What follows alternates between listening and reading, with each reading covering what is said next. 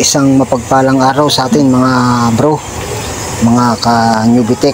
Muli sa araw na ito, i-share ko lang to kasi may nagtanong sa akin. Ito yung kanyang tanong.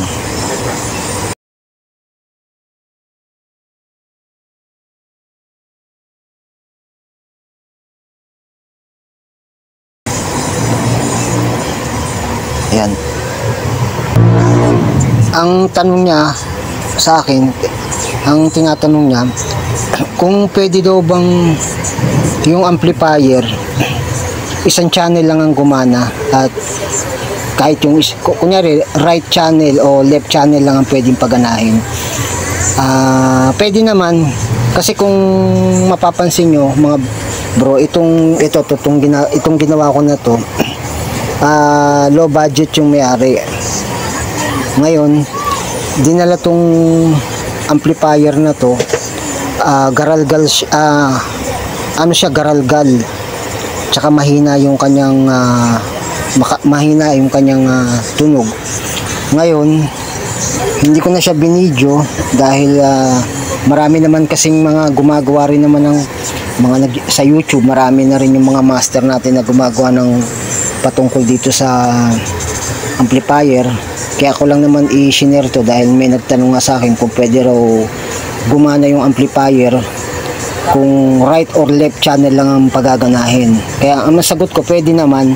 Katulad nga nitong sinasabi ko sa inyo na ginawa ko, kasi low budget yung may-ari dahil wala siyang kumbaga kulang sa budget. Ang problema nito, garalgal nga, sabi ko sa inyo, tsaka mahina yung kanyang mahina yung sound. Ngayon, ang naging problema niya, itong kanyang yung kanyang pyesa na to, yung malabo yung ating yan, yung 1760 MOSFET to, transistor. Ang problema nito, shorted tong dalawa na to, shorted siya. Ngayon, naghanap ako sa mga billion electronics at saka sa online. Wala akong makitang ganitong klaseng transistor. Ngayon, ang sabi nung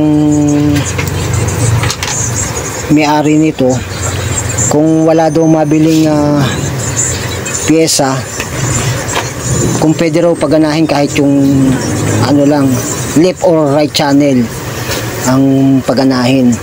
Ngayon, sabi ko, subukan ko kung pwede siyang paganahin, pero pwede naman siyang paganahin. Ngayon, katulad nitong ginawa ko na to, yun, na-check ko nga na yung kanyang transistor na MOSFET shorted. Ang ginawa ko, kasi yung part dito, itong part na to, yan yung na yan, yung 470 na na yan, 470, siya di bali may sunog. Nataasan na ba yung ko yan, yung pyesa? Wala na, hindi ko na makita yung pyesa, nalaglag na yan, may sunog ng yung gitna niya. Ngayon, pinalitan ko siya. Tapos yung transistor na to,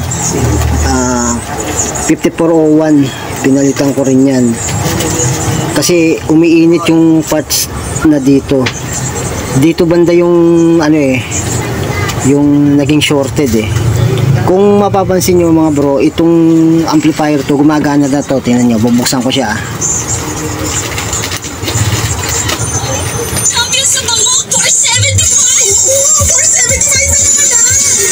Yan, hinaan ko lang. Gumagana na to. Yan, naka-on yan, Yan.